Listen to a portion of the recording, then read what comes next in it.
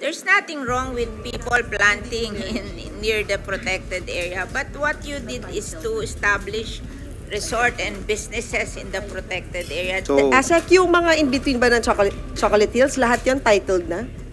yes, ma'am. Even if they are titled, if you are protected area, you are not supposed to destroy the protected area. Magugunaw na ang mundo sa init at sa baha dahil sa pagwawalang bahala sa ating mga batas. Ma'am, it has been the common procedure po kasi that in It's the not case... a common procedure. in Kung case- talagang baka nga umabsent ka para maipasa eh. Kaya nga ang tinalaga natin na chair ay yung Regional Executive Director para mag-alaga for biodiversity conservation, not for hotel management. Hindi po dahilan yung absent ako nung panahong yon, kaya yung bundok, yung burol, naging resort. Kaya hindi ko sinasabi na pumirma lang kami nakapikit dito eh. This went through a process. Common sense, hindi ba? Oh. You don't have to, gusto mo, ilalagay pa namin sa batas how to conduct a meeting? Yes, ma'am. Ano Kaya, ba yun? we Ano mo start- kayo kabobo? Pag titled property ka, binibrainwash na kita. Kahit titled property yan, pag yan ay nasa protected area, you are not allowed to do anything with it nang hindi nyo kinoconsider yung protection of the protected area. Huwag mo sasagutin ng ganyan. Kasi kung hindi ka na dapat nag-supervisor ng protected area. Hindi ka marunong. So we Okay. are now giving priority to Chocolate Hill and Mount Apo. Oh, Yes. Kasi we haven't Yes. done any investigation with regards to these two protected areas. And they Yes, said that I- the one who issued the, ano ba yan, PAMB is Gilbert Gonzalez. So why don't you, tell us your story? We recognize Yes, ma'am. Asek Gilbert Gonzalez. Yes, ma'am. Thank you, Madam Chair. Indeed, ma'am, I was the Regional Executive Director of Region 7 when Resolution Number 1 was issued in February 15, 2018. But I'd like to explain first, ma'am, that when this was submitted to the PAMB, this was the time when there was Presidential Proclamation 333, which declared that the flatlands of the Chocolate Hills are considered to be multiple use zones and being alienable and disposable lands are under the declared that? Presidential Proclamation. Time of President GMA, ma'am. But I think they are doing this because they want to develop it as agricultural land, not Yes, diba? Palaging ang reason why they declare it like this is because nagko-complain yung mga farmer and they want to plant. There's nothing wrong with people planting near the protected area, but what you did is to establish resort and businesses in the protected area. That's a different story altogether. So Or you hindi- explain to me what came into your mind na yan ang No, ma'am. gagawin mo. Yes, ma'am. Bigay ko po lahat ng detalye. No? So, Asek, yung mga in-between ba ng Chocolate Hills, lahat yon titled na? yes, ma'am. Kanina present po yung until 2.5% lang po ang Titled. timberland within the entire area of the Chocolate Hills. So 97.5% of the entire Chocolate Hills are alienable and disposable. Madam Chair, if the chair Even may... if they are titled, if you are protected area, you are not supposed to destroy the protected area. Ang ano noon is baka na-title yon for agriculture, not for businesses. Actually, ma'am, meron po sana kaming presentation para mabigyan ka ng If the chair may allow, ma'am. Yung mga presentation nyo nga, mali-mali Meron kaming... Lalo lang kayo na Madam Chair, if I may, Madam Chair. we recognize Senator. Thank you, Senator Villar. Maliwanag po sa ating ginawang batas dahil ako po yung principal author ng INIPAS na sakop po ito at kayo po ang nag-sponsor sa floor. Kung maalala po ninyo, nung 2018 na sinusponsor nyo to, tinanong ito sa floor. Kaya natin linagay sa INIPAS law at babasahin ko. In the development of the CLUPs and the barangay development plans up to the barangay level, due consideration shall be given to the intended for conservation and biodiversity, as well as the objectives for protected areas to keep human habitation and environmental conservation in harmony.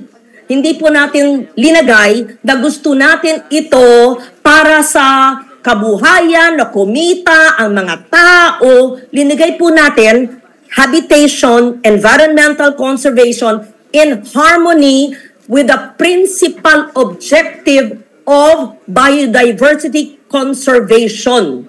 Hindi po kaya at nararapat sabihin ng DNR kasi sinabi naman nyo kasi may presidential proclamation nung panahon ni GMA Kasi pwede naman alienable and disposable kasi pwede naman patituluhan. Maski na may titulo dahil dapat ang prioridad ay konserbasyon at proteksyon.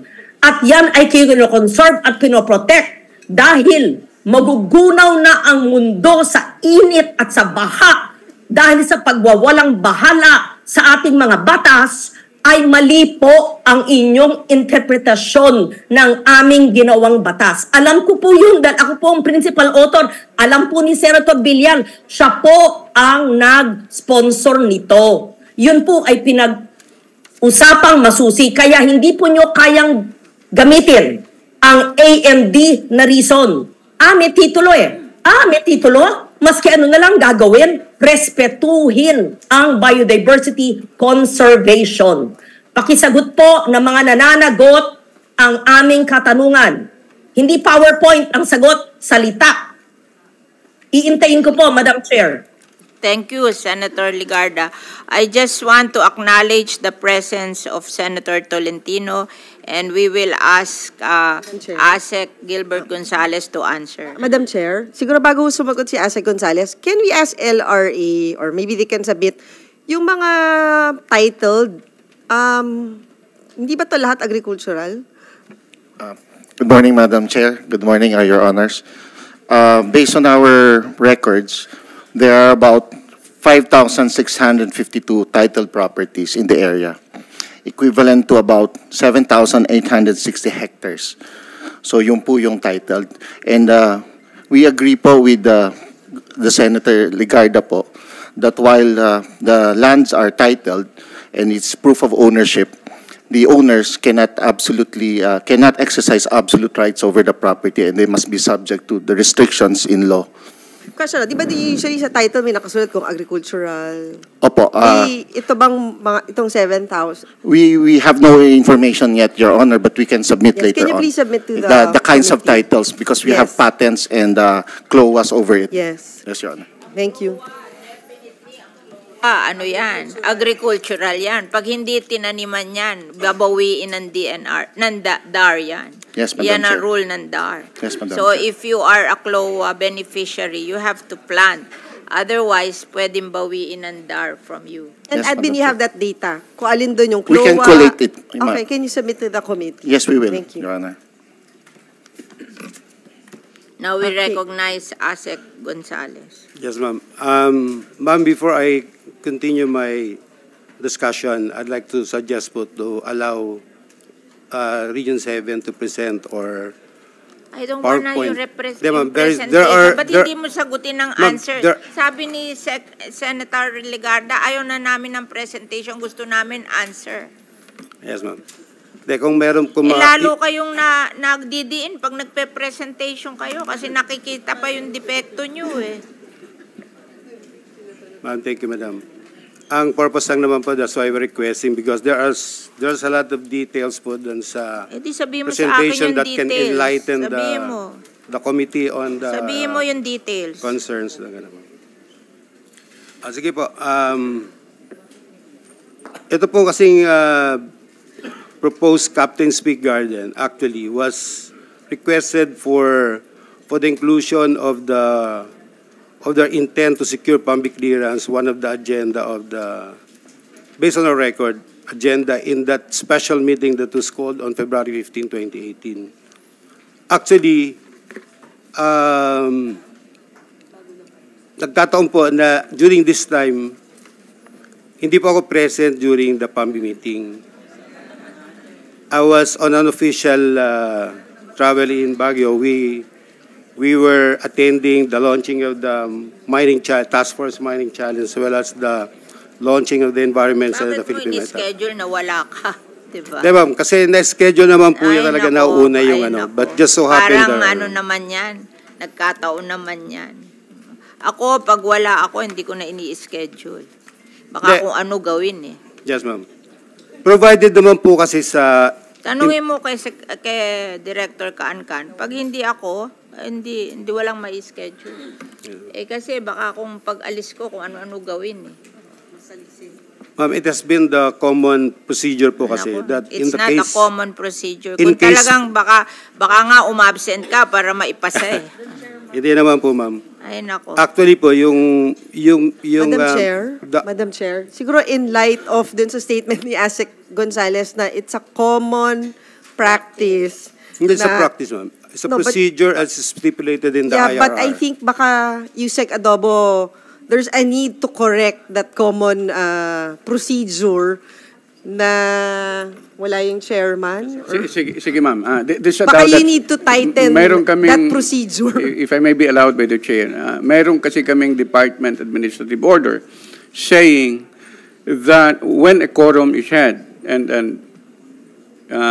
the presiding officer, as designated by law, is not present, they can elect, the members Katulad present nito, can elect a ang presiding member ng officer. PAMBI, puro barangay captain, pinabayaan nyo. Aming pong, we will revisit our puro procedure, ma'am. barangay captain. Yusek Adobo, baka there's a need na pag wala yung taga-DNR na member ng PAMBI, baka hindi pwedeng magkaroon ng, Sige po, baka ma'am. hindi pwedeng magkaroon ng hearing. Baka it can be just a policy. Yes, Madam Chair. We will revisit our Department Administrative Order on this matter. Madam Chair. Yes? Madam Chair. We recognize Senator Legarda. Salamat po. Sa aking pagkaintindi sa sinabi ng PAMBI Chair at the time, who's now Asek Gonzales ng DNR, absent siya o wala siya nung na-approve.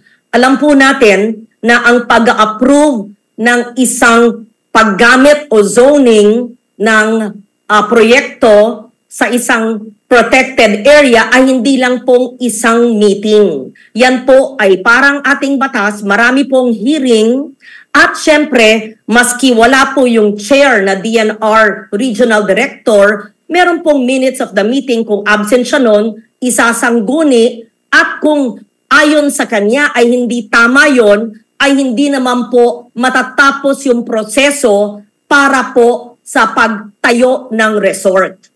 6 na taon na po nakaraan, so gusto kong mas maliwanagan. Hindi po pwedeng 1 day absent, inapprove ng PAMBI, walang alam ang PAMBI chair, ang DNR, at nagtayo na lang sa walang kaalaman. I cannot believe that the absence of the PAMBI chair, who's the regional director at the time, will allow it to happen and did not know what was going on under his or her, his nose and eyes at the time. I cannot believe that.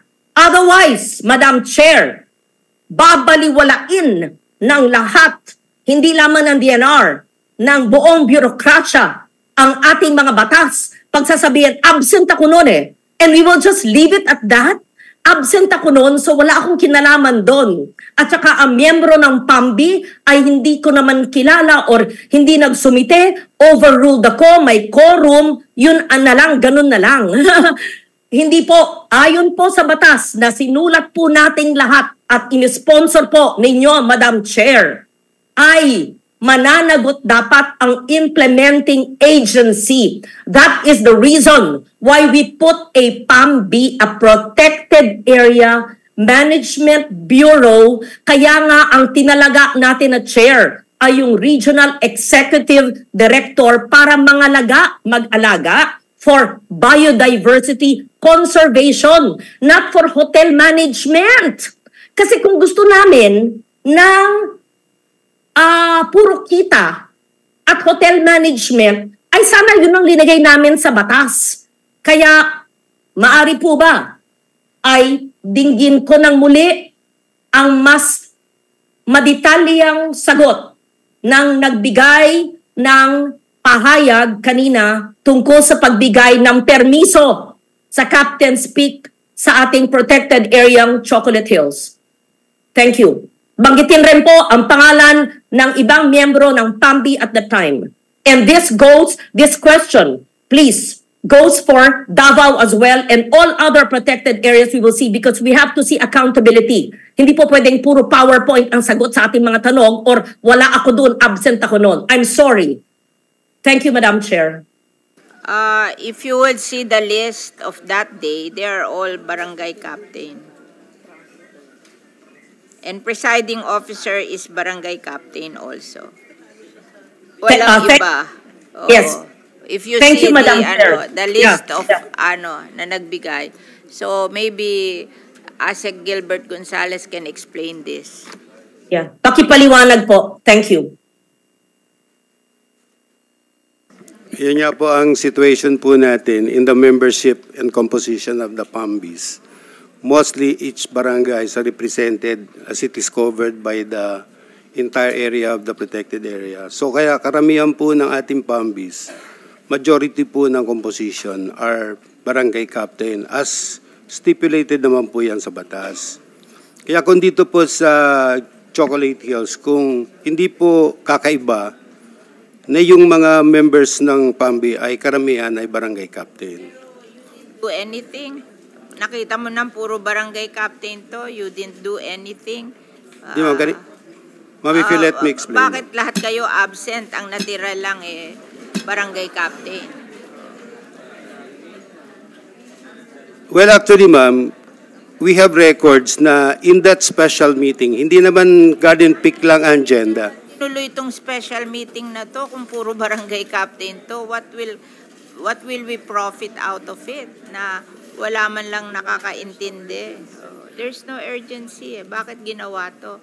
Parang ako, para i-allow mo to, may intent kang gawin dito. Ma'am, if I may, puro barangay captain to. ma'am, if I may explain. Alam mo, further. sa amin, ang PAMBI, merong tawag doon, yung NGO, na mga may sinabi. Bakit ito puro barangay captain? Nakakapagtaka, walang nangyayaring ganito. Ma'am, if I may explain further, ma'am. Hindi naman ho siguro natin masasabi na walang kaalaman yung mga barangay captains. Ang PAMBI clearance ang isang puro barangay captain. That's a very important decision, di ba? Bigyan ng PAMBI clearance yung isang magtatayo, which is really against the principle of tawag dito, protected area. Tapos biglang nung day na yon puro barangay captain ang nagbigay, wala man lang kayo doon. Parang hindi na dapat natuloy ito eh. Hindi na ito dapat natuloy. They're deciding on a very important issue in Chocolate Hills and then nagkataon na puro barangay captain ang magdi-decide. Ano to? Madam Chair. Ligarda. Thank you. Bagamat wala po yung pipirma, pagkatapos po yan ay aakyat po sa kanya as Regional Executive Director ayon po sa ating batas. At kung tinalaga po ng PAMBI na gusto nila ng resort doon sa mga burol, ay maari naman pong hindi niya pirmahan. Kaya hindi po dahilan yung absent ako nung panahong yon, kaya yung bundok, yung burol, naging resort. So, gusto ko pong sagutin niya po, sana, please, pagkatapos ng mga inapprove ng mga PAMBI members, natin tama si Senator Villar, ang PAMBI hindi puro kapitan, may local governments at merong mga NGO. Walang PAMBI na walang representante na NGO, kasama yan ng ating batas. So, gusto ko malaman, pagkapas nito na absent siya, bakit niya pinirmahan at inapprove bilang chair ng PAMBI at Regional Executive Director? Pakisagot po.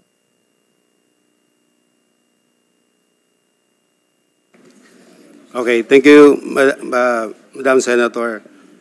Actually, marami pa sana ako kaninang gustong ipaliwanag, pero medyo nakakaligtaan ko na. Pero ito po kasing nag-attend ng PAMBI meeting na ito. Although mga barangay captains, hindi ko naman po masasabi na wala silang kaalaman. Kasi kung titingnan niyo po doon sa resolution number 1 na pinirmahan at in-approve in-endorse ng PAMBI, marami po silang mga condition and stipulate dito. In fact, meron din silang mga isinaad dito na hindi nila ina-allow na ilagay. Sinabi dito, should be no structures to be erected at the top of the hill. So nagkaroon talaga ng deliberations dito. Pinag-usapan nila what is acceptable to the PAMBI.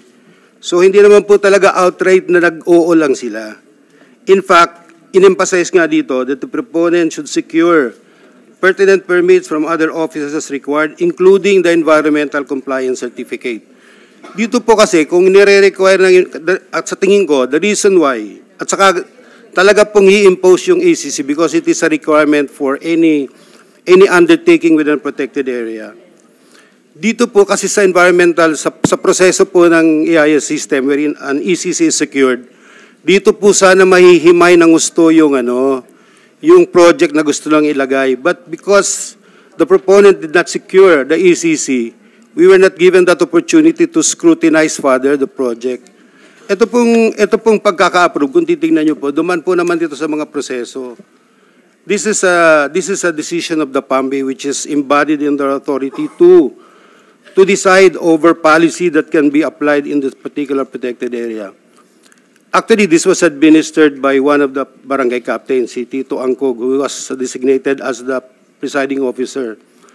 Kung makikita nyo, hindi naman ako solo nagpirma dito. Duman ito sa process, duman po ito sa Senro, sa Pakuas, the PASU. Duman po ito doon sa ARD4 Technical to review whether this document is valid or qualified. Kami po, provided po under the IRR, that the Regional Executive Director, as the PAMBI Chair, will affirm the decision of the PAMBI even if they are not present. Kaya hindi ko sinasabi na pumirma lang kami nakapikit dito eh. This went through a process, and we recognize the decision of the PAMBI in this particular decision, why this resolution. I'd like to explain also, when the project was presented, the project was presented, it was located in a particular lot, and the location of the actual development that was undertaken was no longer implemented or erected in that particular lot which was presented under this resolution. Kaya po nagkaroon ng resolution number 2 because there was a new site wherein the Garden Peak was, Captain's Peak was located. So kaya kung hindi po nangyari itong inisyo ng resolution number 1 dun sa pre-propose sila, there is a new location for this, and that was covered by the resolution number 2 that was issued in 2022. Anong laman anong laman nung resolution number 2? Yun nga po, so yung resolution to, the same sir, endorsing the project with certain conditions, but it is now on a new location. New location? Yes sir, hindi po dito, Mr. Chair. Madam Chair. Thank you.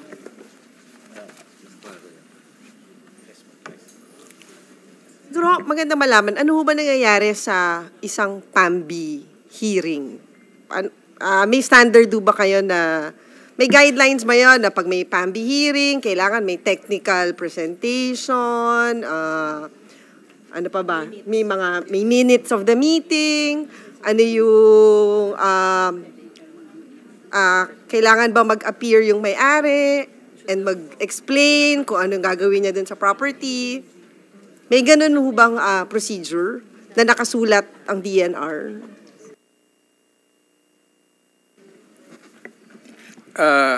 Madam Senator, Madam Chair, wala pong specific in the law and the implementing rules and regulations because conducting meeting, I believe, is yes, ma'am. Common sense, hindi Yes, ba? Oh. You don't have to, gusto mo, ilalagay pa namin sa batas how to conduct a meeting? Yes, ma'am. Ano Kaya, ba yun? we Ganun mo start- kayo kabobo? Madam Chair, Ano ba itong mga sinasabi niyo?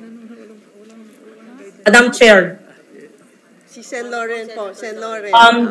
Recognize Senator Loren.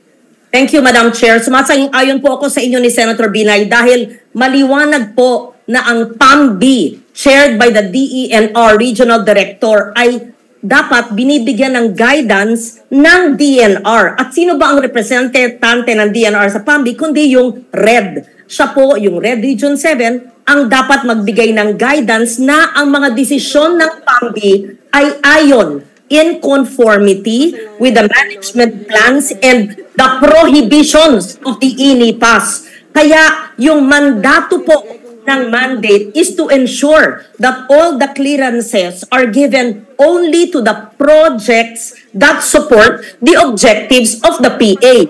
I go back to the objective of the protected area, which is conservation of the PA, not to build structure.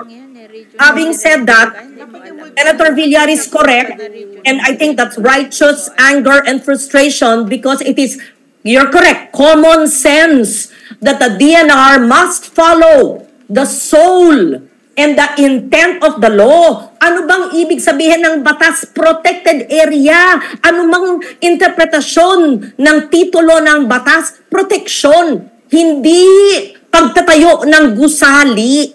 Kaya nga po ay talagang frustrated kami sa pag-implement ng magandang batas. Hindi pwedeng gawin dahilan ang IRR na mali, hindi pwedeng dahilan yung absent ako ng panahong yun, hindi pwedeng gawin dahilan na meron ng quorum, etc.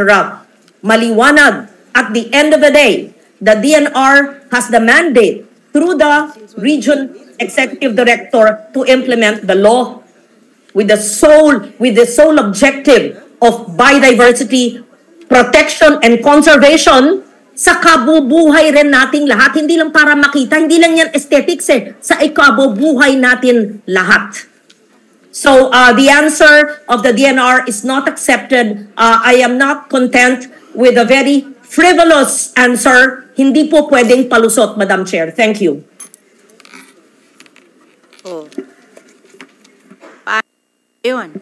Ayaw nila ng mga answer nyo. Madam Chair, if I may. Oh. Actually po, nabanggit ni Sec. Loizaga kanina that's why we're undergoing, number one, an inventory of all the illegal structures.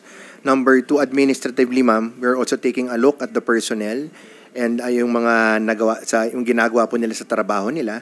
It's part of the entire process now that she instructed us to do para po makita yung lapses and gaps, no? And with regards to the request of Senator Legarda, we will provide the names po dun sa PAMBI, what do you call this? Yung composition po ng PAMBI, yung RED at yung RD po. We'll provide that. Actually po, as we speak, pinag-aaralan po natin talagang ano nangyari ng mga times na yon para makita po natin. I do agree and we do accept that. So we are doing the investigation now, ma'am. We will submit to you kung ano pong kinakailangan. So, there are 114 protected areas in the Philippines. Oh, how many provinces yun? 114. How many regions? Lahat ba na region may protected area? Yes, yes. So, yes, Madam ang Chair. head ng PAMBI sa lahat ng region is the RD, Regional Director. O Correct, yung Regional Director ba nila, hindi nila alam yung responsibility nila na alagaan yung mga protected area? Wala bang training yan? Na marunong sila mag-alaga ng protected area? Bakit sila nagdi-decide ng ganyan? Oh, there's something wrong. There's something wrong. There's something wrong. Kasi, bakit nadi-decide ng ganyan ng hindi, Ako, I can understand baka yung PAMBI. Well, of course, we will improve the PAMBI. But, yung ECC, hindi ko na yun ma-understand. Kasi kung hindi nyo ma-control ang PAMBI, yung ECC, kontrolado nyo sa DNR. Bakit magsasabay yun? Oh. Kami naman, okay lang sa amin kung halimbawa ginagawa nyong agricultural land owned by private person. Kasi maganda rin yun sa protected area, yung may mga tanim. But yung sinasabi nyo na tatayuan ng kung ano-ano at pumapayag kayo, that's a different story altogether. Ha? That's a different story altogether. Madam Chair. Yes. And siguro Yusek, since wala na si Secretary, parang nakakagulat lang na there's a possibility na nagko-conduct ang PAMB ng hearing ng walang minutes kasi meron naman. Actually, ma'am, all these are documented and submitted to the central office. Yung mga minutes and the resolutions. So for this, dito sa Captain Speak, can you submit to the committee the minutes of the meeting and wala din sa submission? Ma'am, may quarterly report on the PAMBI meetings and that includes all that happened in the... No, but the transpired. actual meeting, may recording ba yan? Kung ano yung pinresent, ano yung Yes. naging Minutes lang po, madam. exchange? Hindi, pero siguro nga baka now na lumalabas yung ganito, baka mas maigi na may actual recording yung mga ginagawa nating hearing. Because, well, we assumed na ganun yung gagawin, but apparently, hindi pala ganun. Maybe you could start requiring na hindi lang minutes, but there's an actual recording of the PAMBI hearings, lalong-lalo na, katulad ngayon. Kasi kung minutes lang yon, parang di ganun ka-clear kung ano yung naging exchange, ano ba yung naging explanation. I would assume, meron ho ba during that time, may invited ba na technical expert na would explain dun sa mga present na ito yung gagawin, ano yung hindi dapat gawin. May ganun ho ba during the meeting? Well, your protected area superintendent is present in the PAMBI meeting most of the time because... No, but who explained to the members na ito yung gagawin, ganyan-ganyan, mga ganun. If I may, Madam Chair, no? Yung PAMO, which serve as secretariat of the board, hinihimay po nila. These are composed of technical people, no? And they're the ones that have interactions with specific members. Siguro let's be specific. So for this case, sa I believe si PAMO ba was present and explained to the members yung gagawin ng Captain Speak dun sa Chocolate Hills? Yeah, the PAMO is the office. The PASO is always there. No? Wait, nalilito na ho ako. Sino naman yung PASO, PAMO? Yun yung superintendent po. No? So, si superintendent, in-explain niya dun sa mga present na kapitan. That is one of his duties as... well, on this sa case na to, did he do that? I'll throw it to the region. Hindi, pero hindi naman ikaw yung magpe-present, di ba? Yung superintendent. Absent din yung superintendent? Ma'am, with your indulgence, if you will allow us, you will submit the entire process, the minutes of that PAMBI meeting, who presided. So absent din si superintendent? Sorry ma'am, I'm not private.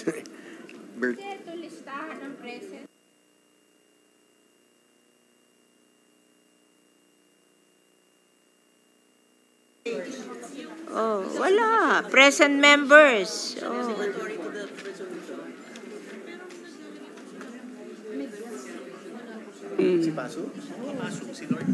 Madam Chair, if it is okay, the PASO is here. If we can have her.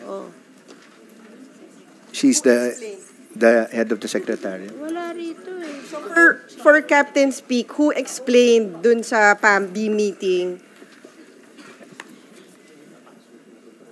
Kasi di ba sinabi niya nga kailangan ng technical study muna ng PAMU.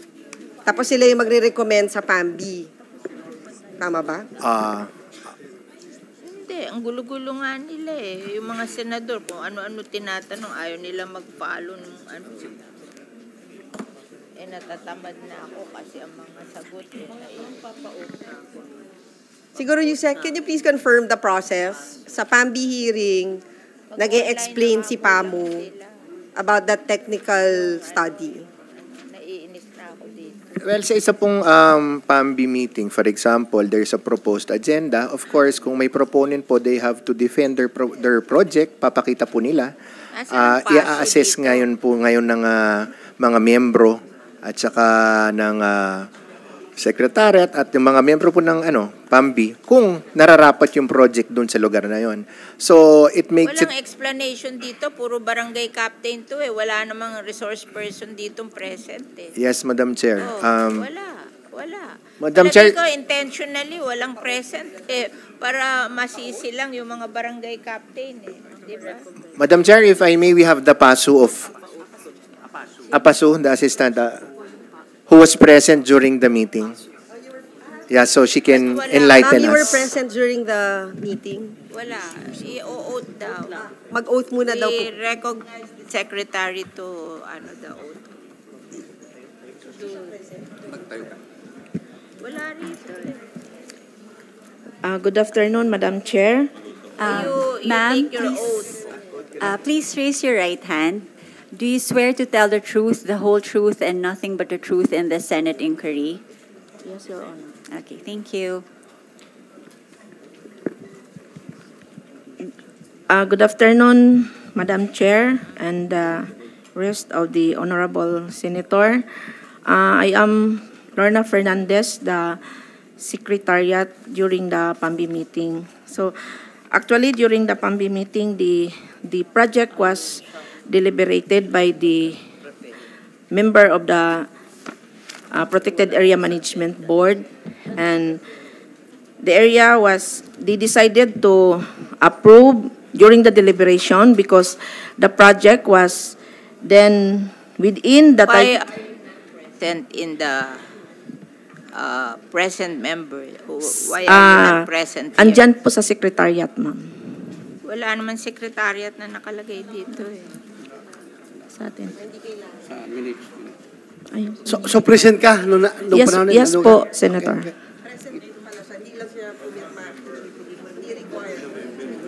Hindi kasi ako member. I am the only secretariat. Yes. Kaya pala wala dito, Madam Chair, kasi secretariat siya. Pero sa minutes. Membership lang ito. Yes. Pero dapat siguro may attendance din kayo. Sa minutes ng meeting po, ma'am, meron po. So, to proceed po, the project was properly deliberated by the member of the board. Then, the area was Can you found. describe to me your personal data, yung resume mo? I am Lorna Fernandez po, the concurrent assistant protected, the APASO of Chocolate Hills Natural Monument. Yes po. Ganon pa rin po, ma'am. Yes, ma'am. Yung paso namin po is at during 2018, the Senro Laurentino Bautista po. And Senro? Senro. Hindi ba Senro local government? Hindi po, ma'am. Yung sa Senro, the Community Environment and Natural Resources Officer Sa amin ang po. Senro local government employee. Meron po. Sa DNR kasi po, ma'am, may Senro, yung sa operation talaga, tapos yung Penro, yung sa provincial level. Sa city, iba kami. Iba kasi yung sa city, ma'am. City and... So, hindi to LGU, tong Senro nyo? Hindi po, ma'am. Under DNR? Under DNR po, ma'am. O, ba't kami wala kaming Senro na galing sa DNR? If I may, Madam Chair, no? Iba ang structure ng NCR. We used to have Senros, East, West, South, North. But we reconfigure the region. All the concerns in the NCR goes directly to the RED, no? Regional Executive Director. So, walang Senro kami? Wala po. Dati meron. Bakit ang nagsesenro sa atin, local government, wala namang DNR doon? Sa city po yon, ma'am, no? City and road. Lahat ng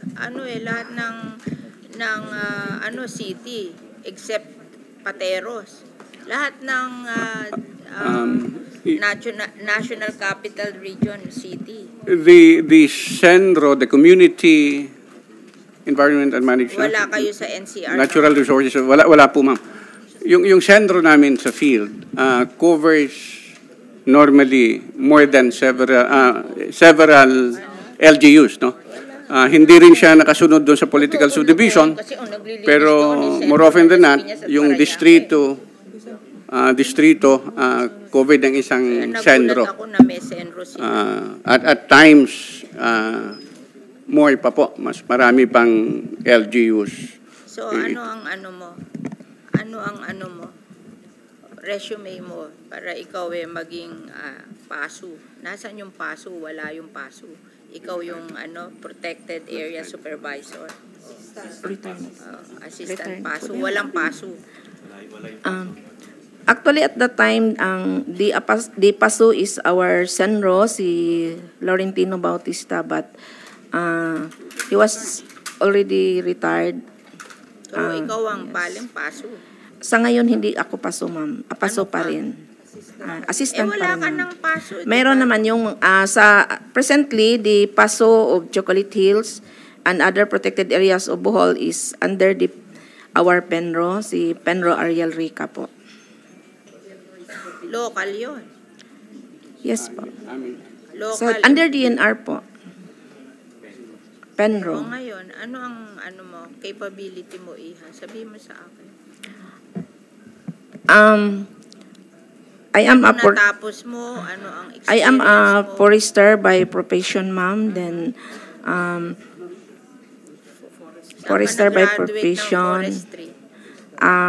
Graduated in University of Bohol, Tagbilaran City, way back 1984. Then I was connected by then Bureau of Forest Development pa as technician, ISF technician or the social forestry. Then until the reorganization na napasok na din sa DNR. And now holding salary grade 15. 1984, Yes po, ma'am. how old are you? I'm already 59. You'll be retiring. Yes po, ma'am. So, your experience all your life is forestry? Not. I'm also assigned in planning for So, ano sinabi mo sa almost kanila years. nung ipinipresent mo yung pagtatayo ng resort sa Chocolate Hills? Ano sinabi mo? Actually, ma'am, during the deliberation is as secretariat, I'm just only taking down notes of the proceedings. Then, as I understand, they approved the said project because it is within the titled property of the proponent and the location is within the multiple use zone. And beside, Hindi mo naisip na pag you're doing it in a protected area, the major consideration is if it Yes, adapts ma'am. to the protected area. Yes, ma'am, I know that the project is within the protected area, but then That's a different story altogether. No, It's not anymore a business. It's meant to enhance the protected area. but then, yes, ma'am, but then, I understand that the PAMBI, because in our law, we also, in Rule 22 of the IRR, it is said that we also respect the vested rights of the proponent. So, the vested right of the property owner. When you're in a protected area, the first consideration is the protection of the protected area. It's not the right of the homeowner. Malas ka kung ang lupa mo nasa protected area. Yes, ma'am, but maybe it is also Ma'am, the question lang ho. Yes po, During ma'am. the hearing, hindi naman ho kayo nagsalita at nag-present doon sa during the PAMBI meeting. Did you make any presentations? Hindi po. So who did the presentation? The committee chair presented the project. Si Kapitan. Yes po, may hindi yung presiding officer. So sino nag-present? Yung chairman ng committee po. And during the presentation, ano yung, meron ba dong explanation kung ano yung negative, positive effect nung itatayo dun sa in between the Chocolate Hills? May ganun ho bang study?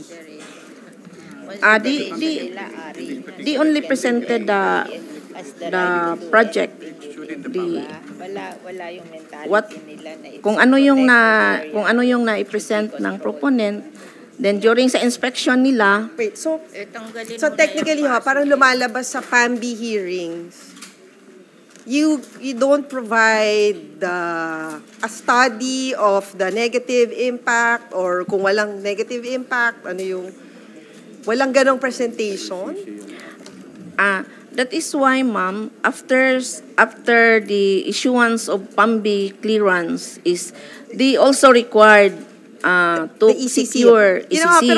Pero ang sa akin lang ho, kasi dapat dun sa PAMBI level pa lang, we already provide the members technical knowledge dun sa i-approve nila na bagay. Kasi kung hindi rin pala natin binibigyan sila ng explanation kung ano yung magiging impact dun sa protected area, di parang walang sayang lang yung hearing na gano'n, because we're not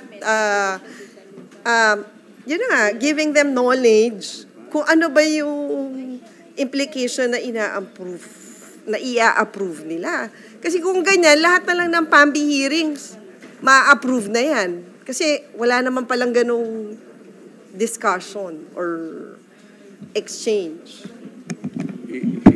If I may be allowed, ma'am, no? The board, the PAMBI, is allowed to create committees, no? In the committee, may role din yung PAMO na mga staff, no? They are to provide, of course, the selection of the members of the committee and the chair of the committee. Kung ano yung kanyang committee, yung meron siyang relevant training, profession niya, ganun po, no? And then, our staff. Hindi, for example nga ho, Yusek, kung yung committee chairperson, in this instance, I would assume barangay captain yung committee chairman. Tama po ba? Kaya nga po ba, I'm going further. Is that it is also the duty of the people at our PAMO to give timely and relevant information. And in this case, was that given? I'll give this back. And in this case, was that given? That timely, ano yung sinabi niyong word? Timely, relevant information. Relevant for information. Decision making. Was this given dun sa mga members ng PAMBI? Yes, ma'am. Given. Yes, ma'am. So, dun sa presentation, sinabi niyo kung ano yung magiging negative impact? Kasi before they presented the project to the in-bank is they conducted site inspection, the committee. So during the site inspection, at ma'am, they discuss, babalikan ho natin, kaya very important for me yung DNR. Kasi it's more than just looking at it. Diba? So dapat pag-aaralan nyo, pag naghukay ba dito, meron bang matatamaan ba yung Chocolate Hill? Or so I think for me, very important is the scientific study nung project. May ganun ho bang ginagawang scientific study in our protected areas every time na may itatayo tayong structure? Ma'am, meron kaming request for a stopping pattern. But let's go to the field, no? Ngayon, ina-assign lang namin doon sa PAMO, yung mga technical people. Every protected area, may kanya-kanyang objectives, no? May kanyang trait, may kanyang... Hindi po pwede kanya-kanya eh. We only have one objective, and that is ibig to sabihin, protect. Specifically, like Buri Island, protected landscape, iba ang pinag-uusapan doon. Hindi, pero lahat to constant yung protection. Yes po. So we see to it. Kasi dito, mas nagpo-focus tayo dun sa multiple use. Like this one, Chocolate Hills. We see to it that the people we assigned at the PAMO assisting the board have necessary training to be able to give, to educate the members of the PAMBI. So, is it safe to assume that the PAMU gave a recommendation na okay lang magtayo ng resort dun sa in-between ng Chocolate Hills?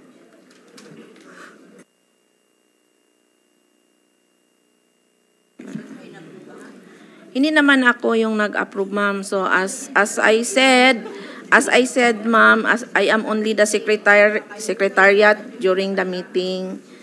So the decision, Wala kayo lahat para yung mga barangay captain, para sila masisi. Hindi nyo ba sinadya yun? hindi naman, ma'am. Andyan. Kasi mga, actually, Ako, kilala ko mga barangay captain sa amin, hindi naman nila alam ang environment. City pa kami, ha? Lalo na yung barangay captain sa probinsya. Ano nalalaman yan sa environment? No? Bakit mo pababayaan sila mag-decide? Ba't hindi kayo nakialam? But yung nga, yung information na yun, Ordinary kasi people, parang, hindi man yun na nga, parang hindi na-capture ng supposed to be may technical capability yung negative impact ng project sa Chocolate Hills.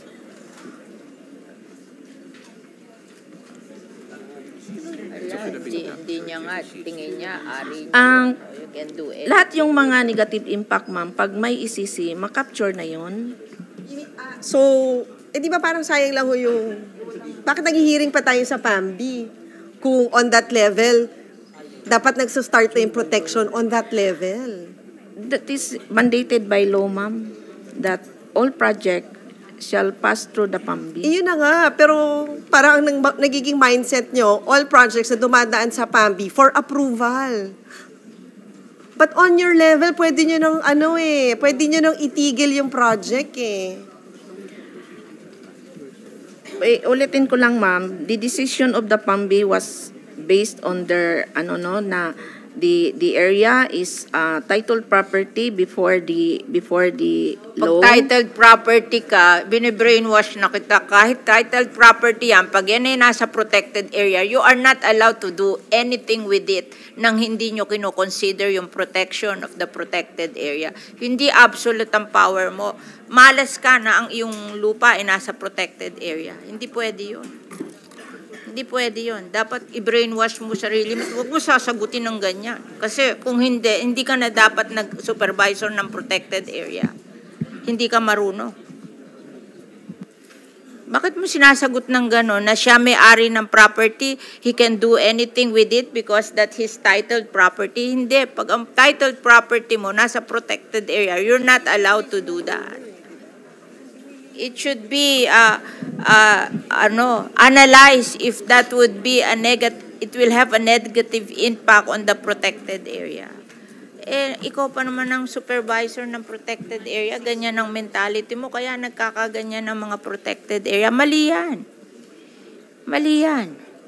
Hindi mo i-reason na it's a titled property. Malas ka na yung titled property mo nasa protected area. You're not allowed to do that. Yes. I-correct ko lang po yung kay Madam Senator. We're talking of PAMBI regular meetings, hindi po hearing. So, i-correct ko lang po. Meetings lang po. Nag-approve sila yung nga po, it's a regular meeting, ma'am. Miski regular Yes. meeting yun. Correct ko lang Baka po. meeting na hindi nag-approve sila. Yes, Kaya ma'am. natin tinatanong what happened during that meeting because in-approve nila yung Yes, ma'am. resort. It's not an ordinary meeting. If it's just an ordinary meeting, wala tayong pag-uusapan dito. Ma'am, It's the meeting that yes. approved the resort. That's right, ma'am. Oh. So, but let me siguro raise a very important issue. This is a realization in the implementation which may have been the major cause for these problems coming out as a result of issuing clearances by way of the PAMBI and the issuance of ECC. I think it is the understanding of our implementing arm, the DNR, and yung PAMBI on the zoning. I think we will really seek, and that's one of our recommendation for the law to a law to be provided in terms of zoning, because our understanding is subject to private rights, but within the bounds of the IPRA. And that's the reason why we have all these settlements under the multiple use zone, because I believe they are also provided with rights, considering that they were there prior to... Asek, wala naman yung issue yung mga, I mean for me, yung mga settlements ang problema ho natin itong mga resort. Yes. Ang dami po kasing nakalagay din sa law. Alam mo, kung yun lang settlement, and then nagtatanim, at yung mahihirap na tao, wala namang issue eh. Pinabayaan nyo yung mga resort eh. Hindi na to, Yes, ma'am. Kasi hindi na to ordinary eh. Na Madam Chair, yung mga naandun eh. Ang premise po, naroon sila sa multiple use zone. Na wala sila doon dati, binigyan nyo lang ng right na pumunta doon, wala doon. Ma'am, puro sila, ang mga years nila, 2020, 2021, 2022. Hindi naman yan nung panahon ni Kulas eh. Siguro nung panahon ni Kulas, wala naman napunta dun eh. Kaya wala eh. Ngayon, they saw an opportunity to earn, di ba? Oh. Kaya pinag-interesan na nila Madam yun. Chair, if I dapat may, 1927 pa po alienable or disposable alam yung ko, area. pero may nagtayo ba ng resort noong 1927? Tapos natituluhan na po. Yung pong resort is a result of exercise. Actually, of the mala rights. sila kasi nalagay sila sa protected Madam Chair, area. meron ho ba dun sa hill na titled? Maraming hills ang titled. Yes, ma'am. If I may... How many hills? How many hills are titled? To individuals. 30% of the alienable or disposable lands. Are yung hill mismo. Yes, covering yung between and over the hills. Privately owned. Yes, titled. Yeah. Siguro can we request LRA to part ng submission nila? Yes, Your Honor. In fact, we submitted some of the information po to the Secretary. Do you have data na dun sa Captain Speak kung yung title niya nakasulat agricultural? Your Honor, we have here right now the Register of Deeds for Bohol Province. Maybe he can inform the body. May he be recognized?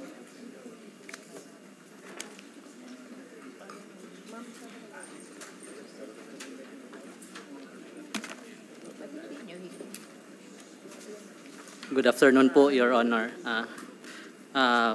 For the Captain's Peak Garden and Resort, yung po is dalawa siyang title.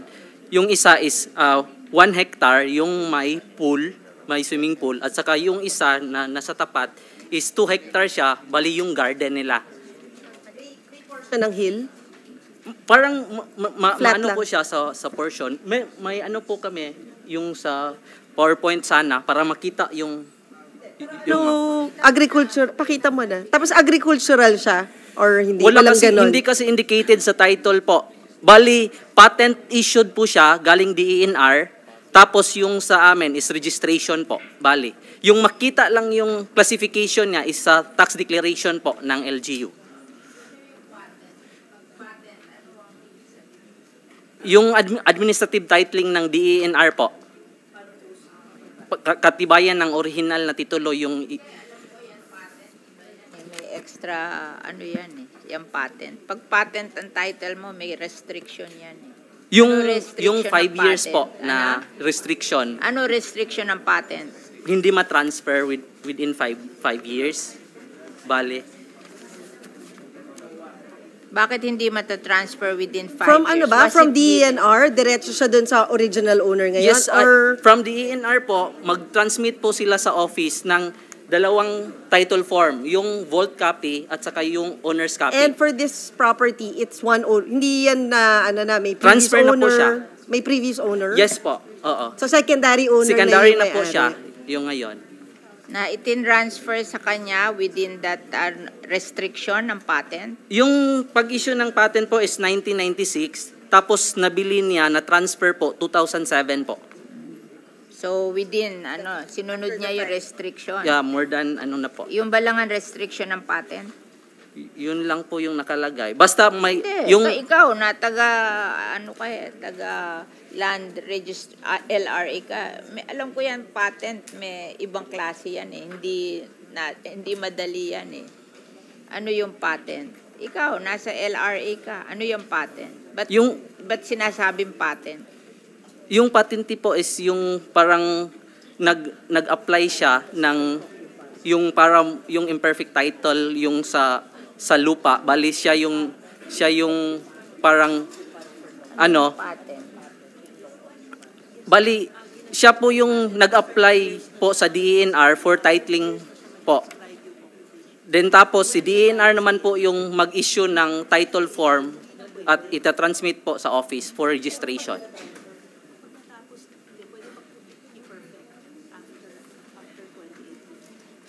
As to sa supporting documents po na itatransmit ni DENR, bali yung title, dalawang title form lang po at saka yung transmittal letter. Yun lang po yung matatanggap namin.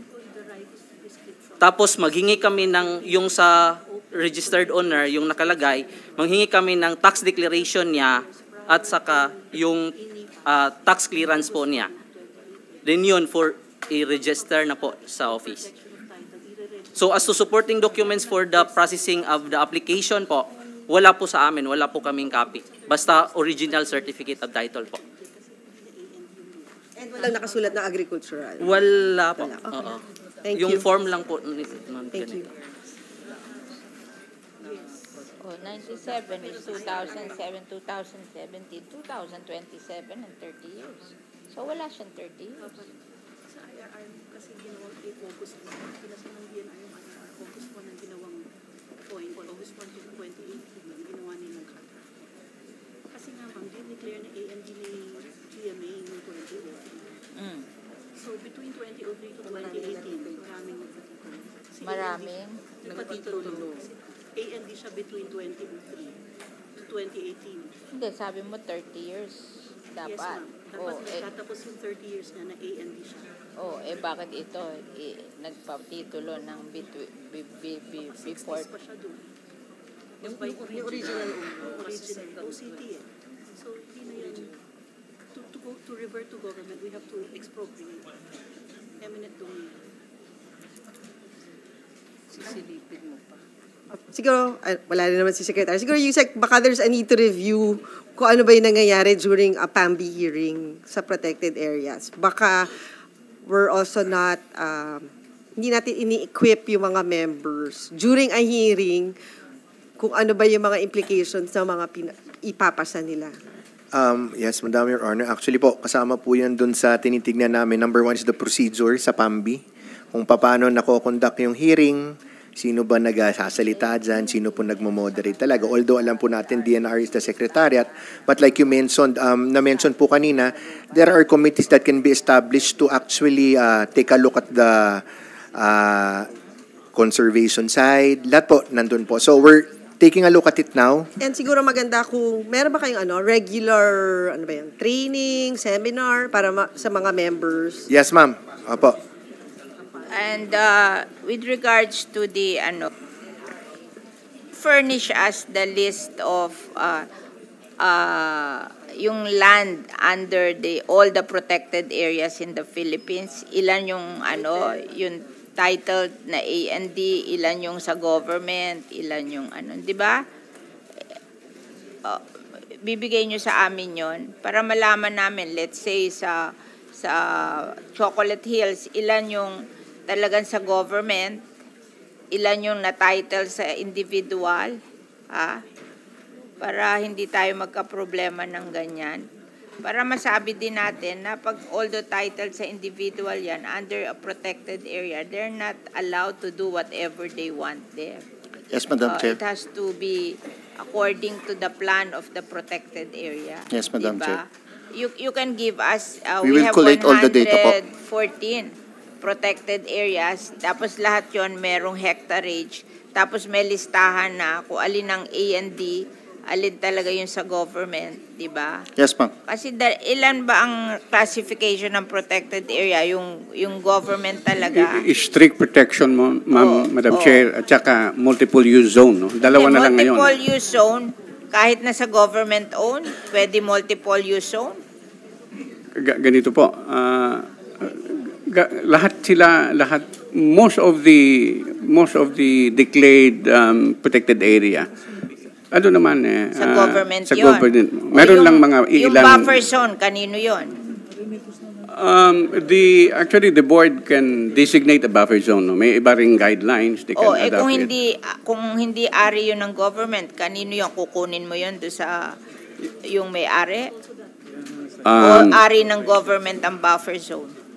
Kaya nga po, the question then was, is a buffer zone part of the protected area? We say no, kasi delineated po ang mission bounds of Hindi, the katulad buffer zone. namin, ang buffer zone namin Manila Bay. In O this di- in this case po, Madam Chair, nasa dagat po kasi, kaya gobyerno siya. Gobyerno, di Opo, ba? opo. So we can, that. There's It can one be part very... of the protected area. Yes po. Oo. There's Ang one... buffer zone lang na hindi part of the protected area is the one not owned by the government. Aha. Diba? And siguro, Madam Chair, maybe in the future, pag-aralan na rin natin yung option to expropriate. Well, kasi in a way, kawaway, kasi kawawa naman din ho yung may-ari nung We have that in our proposal. Maybe- But before that, if I may, one important element in the protection of the protected area, there is a mandate to adopt a protected area management plan a year after it is. So ito yung Biblia po. Lahat ng activities in the protected area is governed by the plan. Wala nga. Pero kailangan, may ganun, supposed to be may ganun eh. Opo. Meron ba? Dapat. Ba't hindi Sila nila sasagot. alam? Supposed to be, kailangan meron nga nun eh. Hindi nila alam. Ba't Meron ang ba? idea nila ng A&D, they can do whatever they want. Hindi. Based on what is... So, Madam Chair, siguro out of the protected areas, ilan lahat yung may ganong plan?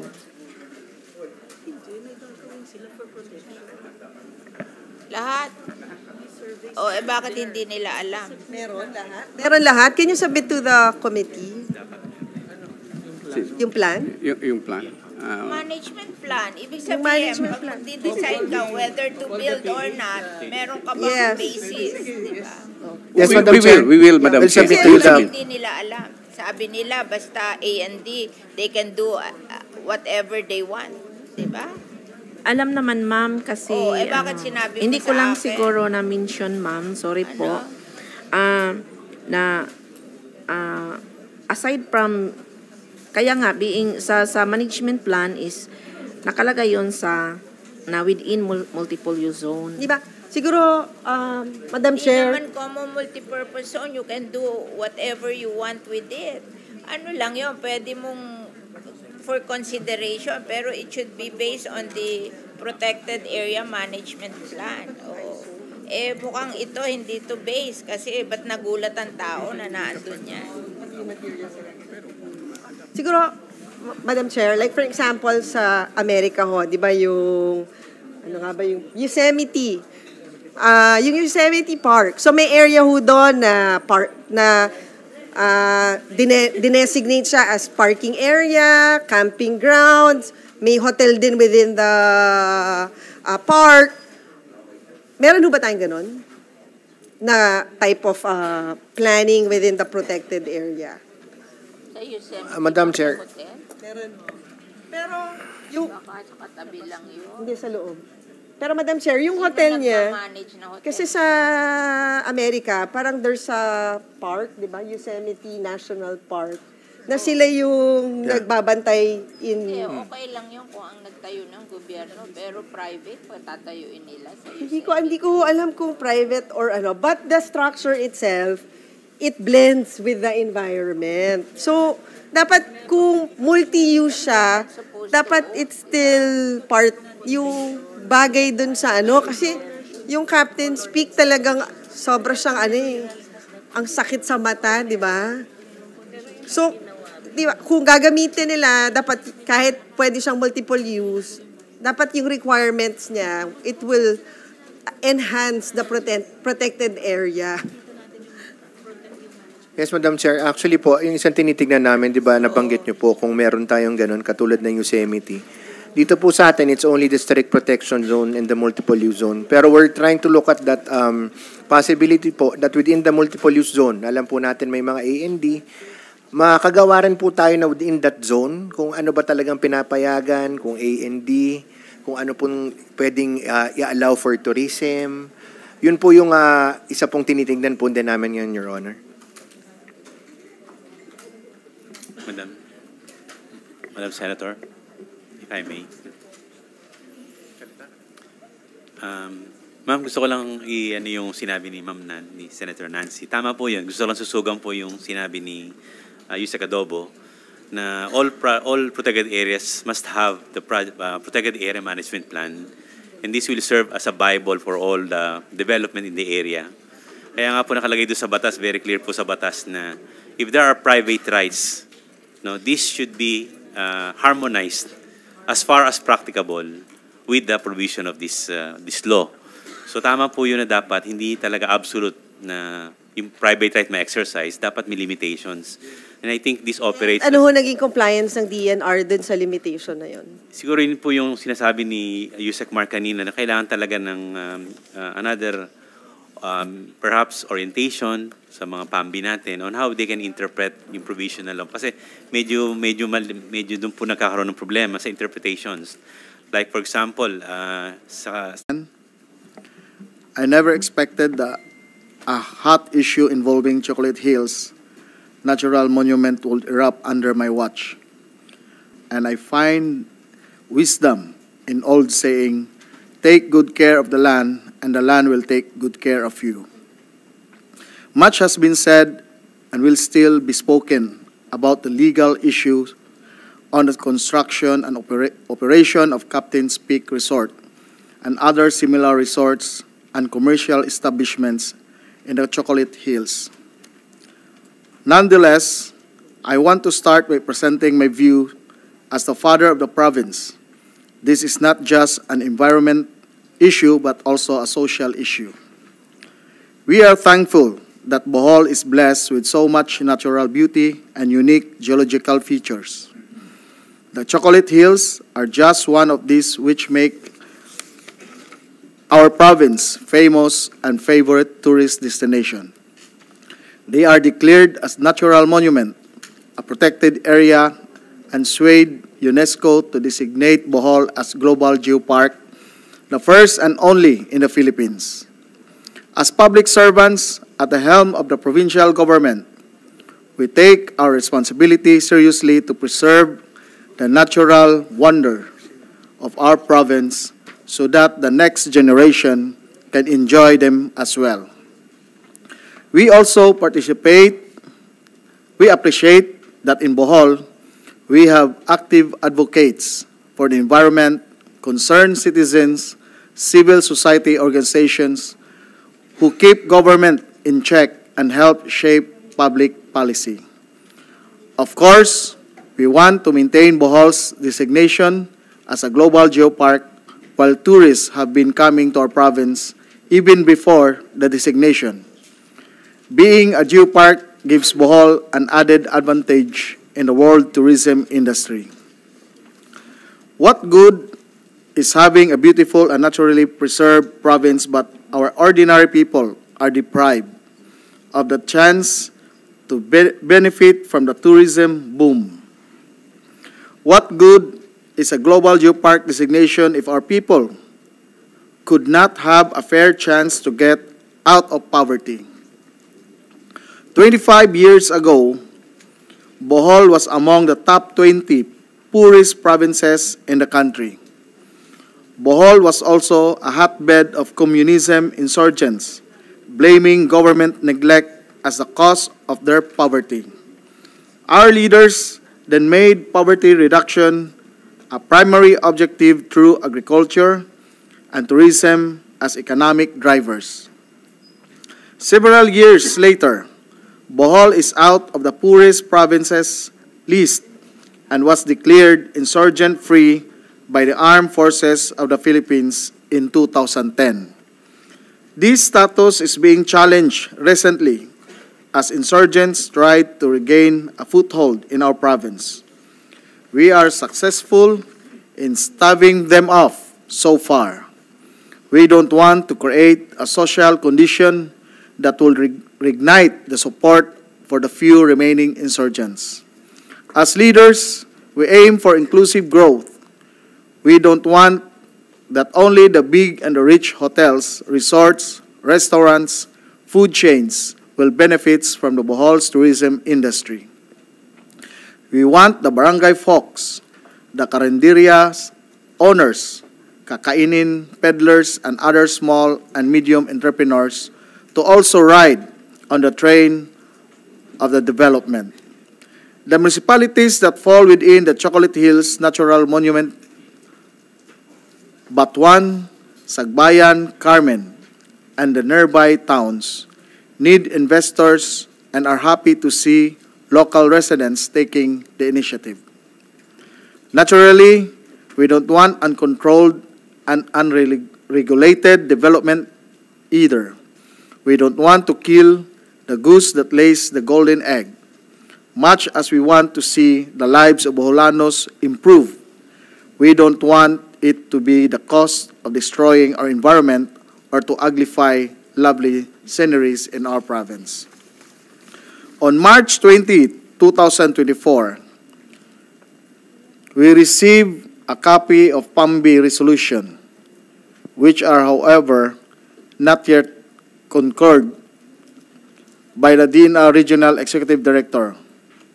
We also examined the previous resolution issued by PAMBI, which led to the operation of Captain's Peak, and it's our impression that they are not in conformity with existing laws, including Presidential Proclamation number 333. Hence, I wrote the red on March 26, 2024, requesting him to convene the Chocolate Hills Natural Monument Protected Area Management Board to revoke PAMBI Resolutions number 5, Series 2012, PAMBI Resolution number 1, Series 2018, and PAMBI Resolution number 21, Series 2022. This will prevent the introduction of similar developments in the protected area that will violate the law. Subject to the outcome of the inquiry of the House of Representatives and possibly of the Senate, I also urge the PAMBI to approve a new set of regulations for development in strict conformity with existing laws and regulations as soon as clear guidelines are laid down. Further, PAMBI Resolution number 2, Series 2024, which reduced the buffer zone to 5 meters from the base of the hill, appear to be inconsistent with the established 20-meter drawback. I suggested that this measure be subject to further study. Since this issue captured the national limelight, we have been saying there is a need to clarify and review our policy about our protected areas, heritage sites, and other places with important cultural significance. In the light of early pronouncement of high government officials, comments, and opinion in social media, we ask from the standpoint of local officials, should we allow development in these areas or totally prohibit any human activity at all? If it's absolute prohibition, then there should be just compensation to private owners who could no longer benefit from their land. Long before this area are declared as protected sites, there are communities and farmland already. These are places where they were born. These are their homes going back several generations. If development is allowed, then the guidelines should have no room for ambiguity. The responsibilities of the PAMBI members, LGU officials, and other involved in the process should be clear. If we are to be a world-class tourist destination, we should have sufficient facilities to cater to the tourist needs. The members of the PAMBI should be capacitated and given orientation on the crucial role they play. The PAMBI needs technical assistance. The coordination between national government agencies concerned and the local government units should be strengthened because we have seen an instance where a mayor's permit is issued despite the absence of an ECC, and a case where no mayor's permit is issued even there is an ECC. Either way, the resort owners and the workers are the losing end. This could discourage the inflow of investment that the local government badly need. Safety nets should be put in place to safeguard both the environment and the investor and workers in this establishment, which may be adversely affected with stringent regulation are enforced. We are proposing the creation of a Review and Development Committee, REDCOM, composed of environment consultants, landscape architects, and experts on aesthetics and design to assist the PAMBI before giving any development clearance. This committee could be an independent body or part of the structure of the PAMBI. Just before we had a break for the Holy Week, the officers of the League of Municipalities in Bohol expressed to me their stand on this issue. They asked me to convey before this honorable committee that certain areas in the municipalities should be excluded or taken out from the protected zone in order for their local government to harness the full potential of their towns. Conclusion, I humbly submit this is not just a simple case of protecting the environment. This is not merely a legal battle over environmental conservation or a quest to pinpoint accountability. This is a reflection of the social ramifications that ripple through our communities when the sanctity of natural heritage is at stake. This controversy highlights the interconnectedness of our action and their impact on society at large. The closure of the resorts, while a victory for the environmentalists, also casts a shadow on the livelihood of those employed there and economic aspiration of the local community. It is a brutal reminder that every environmental decision is also a social one, affecting real people with real needs. The challenge, therefore, is not just to protect our environment, but to do so with nurturing the social fabric of our communities.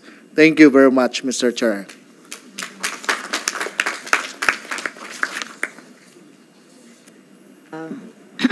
Thank you, Governor. I think I have expressed that, that the view of the politician is very different from the view of the environmentalist. Talagang ganyan. There is a conflict, and we should be able to manage that conflict. So if you declare your area, remember the declaration of a protected area was done by your congressman. I didn't pass any that was not passed in the House of Representatives. So I thought that when you decided to declare it as a protected area, you know the implication. And I admire those congressmen. Oh, those who, maybe it's your father, I don't know. But that's the conflict. That's why if you want to declare it as a protected area, you have to accept the fact that there is a requirement. You were the one who filed. You know, I never approve any protected area that didn't pass in the House of Representatives. So I thought that when you passed it, the people understood that there is a limitation to that. When you are declared a protected area, there is environmental consideration already that comes with the protection of the protected area. Remember, I didn't pass any protected area that was not passed in the House of Representatives. That should have been considered before you pass the Chocolate Hills, di ba?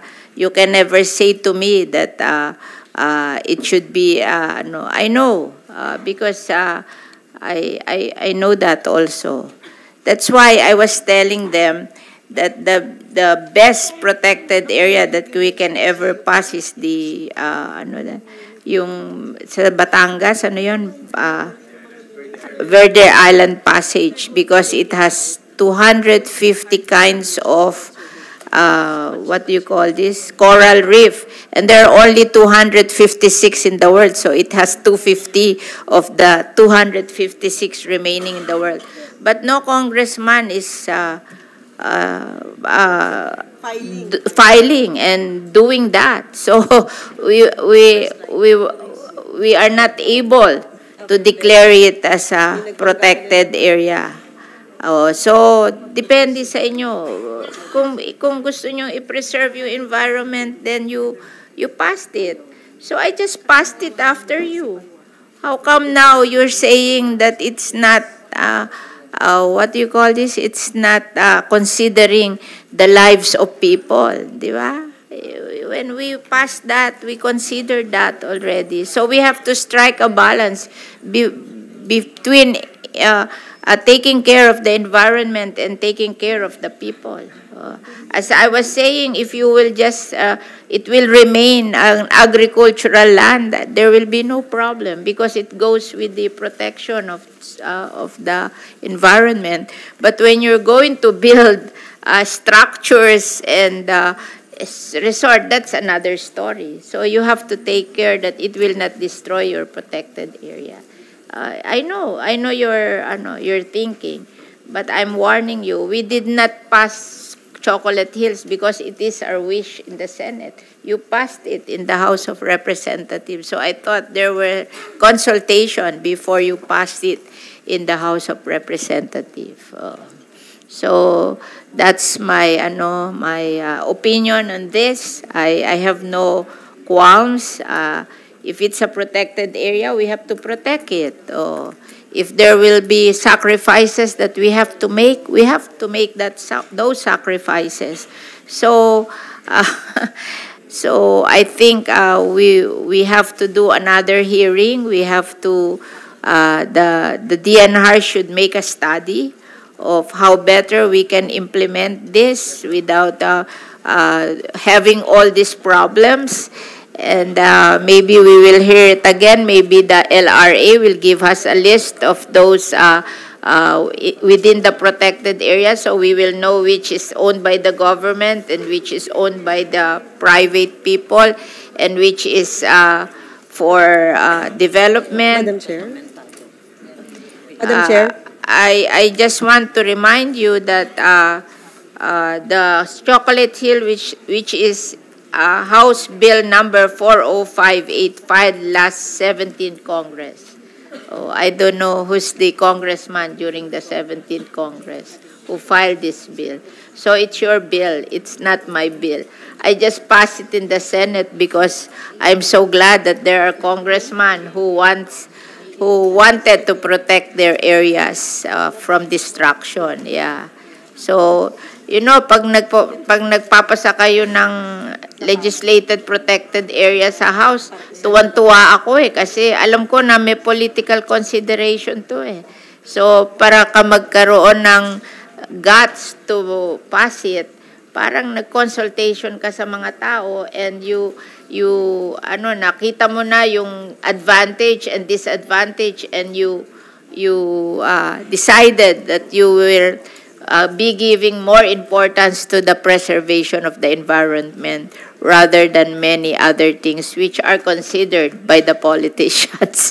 So, yun lang po. Madam Chair, siguro yes. just to add even yung process ng UNESCO, it starts from the community So kung walang acceptance and support of the community, hindi rin siya madedeclare as a UNESCO Geopark. So, I guess nung we went through that process, dapat alam na rin na may implication yung pagkaroon ng declaration of UNESCO Geopark. And just to add, yung konsepto ng ecotourism, dapat yung tourism side ng ecotourism shouldn't harm the environment. It should blend with the environment. It should enhance the environment. Ang nangyari ho kasi dito dun sa Captain Speak, hindi niya na-enhance yung environment eh. Nasira niya yung magandang destination na Chocolate Hills. So, yun lang we just need to find a balance. For example, di ba sa Bali, yung mga tinatayo nilang mga resort nila, blends with the environment, di ba? They follow the contour or halos hindi nag-disrupt dun sa mga puno, yung mga structures na tinatayo nila, or as much as possible, pine-preserve nila yung mga existing na trees dun sa area. So, I guess kailangan lang ho natin matuto yung how ecotourism, how tourism can blend with the environment. Yun lang po, Madam Chair. Senator Binay. So, with that, we are suspending the hearing of this legislated protected areas with the end in view of being able to conduct,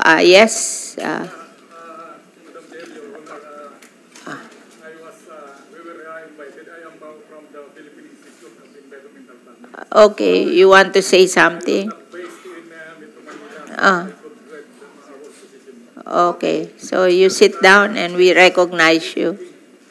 Okay. Oh, we recognize you.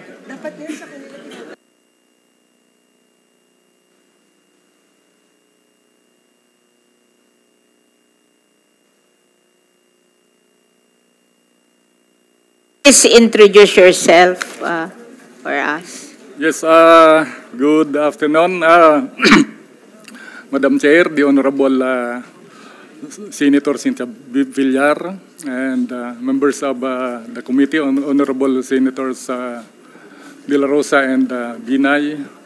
I am Adolfo Insila Jr. I am a licensed environmental planner. I want to correct the title. I am not an engineer. And I am the president of the national president of the Philippine Institute of Environmental Planners. And I am not based in Metro Manila, so I respectfully request this time, Madam Chair. And I would like to just read our position paper regarding the issue in response to the proposed resolutions in aid of legislations of the Honorable Senators. The Philippine Institute of Environmental Planners, the professional organization of duly licensed environmental planners, is grateful to the invitation of the Committee on Environment, Natural Resources, and Climate Change through its chairperson, the Honorable Cynthia Villar, for giving us the opportunity to participate and share our insights on the subject matter that is to be deliberated today.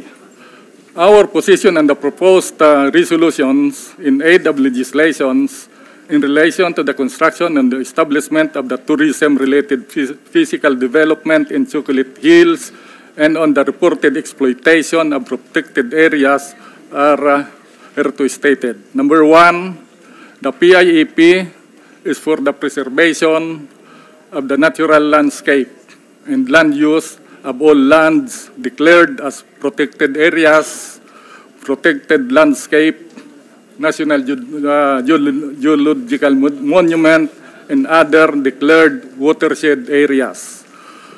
Natural landscape has its God-given natural purpose of preserving what is to support life and to be enjoyed by people and of the future generation, either by its natural beauty that provides comfort, by appreciation, or the natural purpose of supporting the life through the natural mechanism of ensuring the supply of fresh water, food supply, and sometimes support as barriers or protection for destructive winds and in preventing floods.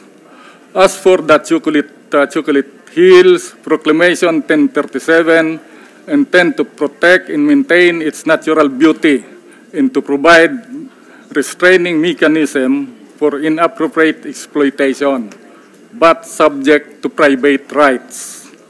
Although private land ownership is absolute and protected, it is also subject to the police power of the state, hence could impose limitations on its uses. The interest of the state to protect the natural landscape is primordial in order that it will be enjoyed by the future generation. Second, the need for synchronization and strengthening of implementation of laws of at the local level. In order to preserve and protect these declared protected landscapes or areas, including those areas that are vital as natural resource, specifically the areas that produce and supply fresh water, among others, we are looking at the need for synchronization and strengthening of our laws in making it effective and efficiently implemented, especially at the local level. If we would take a look at the authority of the LGUs as mandated by RA 7160, Section 1 mandates that municipality or city, through an ordinance by the Sangguniang Bayan, has the authority to reclassify lands, but agricultural lands, and provide for the manner of their utilization or disposition. Section 447 also of Republic Act 7160 give powers to the Sangguniang Bayan, subject to natural law, process and approve subdivision plans for residential, commercial, or industrial purposes and other development purposes. Executive Order Number 71 devolved the power of the then HLURB to approve subdivision plans to cities and municipalities pursuant to RA 7160, otherwise known as the Local Government Code. In case of the Chocolate Hills, it was declared a natural monument to protect and maintain its natural beauty and to provide restraining mechanism for inappropriate exploitation. In paragraph 6, the proclaimed area shall be under the administration and supervision, jurisdictions in control of the DENR. There is a gray area on this matter because what are the limitations for the landowner has also the absolute ownership and is protected by law. The LGU also has the authority to issue development and building permits. So how would could reconcile this one, that the LGU is issuing development permits without looking at the other permits that is being issued by other agencies? Since the area is declared a natural monument, therefore not an agricultural land, hence not subject to land reclassification as mandated by RA 7160, whose authority is given to the Sangguniang Bayan of the LGU. How then change of land use be dealt with specifically for that case in the Chocolate Hills? It must be necessary that private lands in these areas need government approval for change of land use. Land reclassification is the tool for the private owner to install or to put up development in the area. But in Proclamation 10837 is silent on this change of land use. So change of land use is the tool in the key. Also, utilizing the professionals that are accountable in order to support sustainable development. Section 4 of RA 10587 states that harmonizing, managing, and regulating the use and development of land and water resources is mandated and is provided by the law to a licensed environmental planners. Section 5 states that development of site for a particular need or a special purpose, development zones, housing, and ecological zones, tourism, and other state development projects shall be under the provision of an environmental planners. So the case of the Chocolate Hills, a tourism development project, falls within the mandate of the provision. Also, the preparation of studies for environmental assessments. Section 5, ensuring compliance with environmental laws, including acquisition of regulatory permits. So if this, also the environmental compliance certificate is a product of environmental assessment, which it's by law, licensed environmental planner should be the one that should be preparing, or should be the preparer. Now, if this Chocolate Hills project has been submitted for review to a licensed environmental planner, these environmental laws, which supposed to be reviewed, should be adopted, should have been complied with, and all necessary permits had been secured. And for the professional, there is a civil liability. So our recommendations, we have just 5 recommendations, Madam Chair. First is define those projects that may be permitted on privately owned lands that are covered with or within the protected areas or landscape. Second, all privately owned lands who wish to pursue or introduce development shall be required to secure land use reclassification. Hence, LGU shall be equipped with the mandate to reclassify those lands in the protected areas. Third, the Philippine Institute of Environmental Planners is proposing 2 local government units for an adoption of local ordinance in lieu of, in the absence of the national law, or in support to the national law.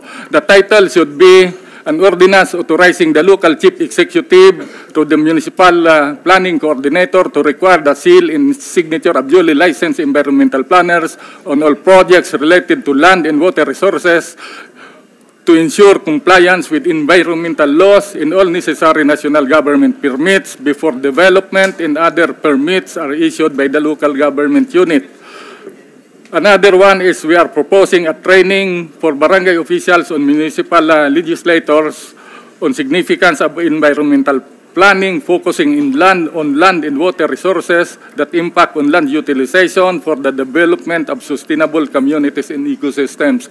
It is the barangay officials that issue resolutions interposing no objections to all projects that are implemented in the locality. So it is very important that this local official should have the know-how, should have at least the knowledge on land utilization. Then we are recommending that it be passed at the local level. Then we recommend that the use of to utilize the professional expertise of the profession, because we have that professional already.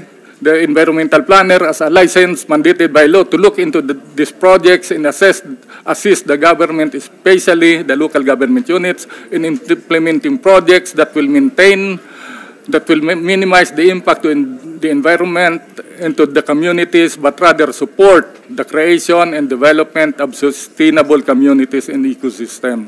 Now, before I end, Madam Chair, I just want to quote this article published in the Comprehensive Geographic Information Systems by Kai Kao that sustainable land use planning is critical for steering new development towards a sustainable society, given that numerous environmental and social issues have been brought on by rapid urbanization. A community that destroys its lands forfeits its future. So we as environmental planners, we are more on planning for the utilization of land to make sure that land is available for shelter, to make sure that land is available for production, for sustainability as far as food is concerned, and also the supply of fresh water. And very much. Thank you very much. We are in a copy of your your position paper, Yes, and sir. we will Yes. study it on how we can apply it in managing our legislated protected area. So, Yes, Madam Chair, thank you I very guess much. our committee will have to do some consultation with the Department of Environment and Natural Resources so they can furnish us the details of all the protected areas in the Philippines and what is the buffer zone, what is the strict protected area, what is the special use. Oo, SAPA. Okay. So we will know and how big it is, if that is acceptable, and maybe what is happening there, so that when we do our next hearing, we're more adept on what we are talking about, and we will consider the suggestions of many, and maybe we'll do it with the local government also, so they can learn, but especially the DNR, because I don't expect the local government to be very familiar with environmental protection. It's the DNR should be in the forefront of environmental protection. Thank you very much. Till our next hearing. Thank you very much.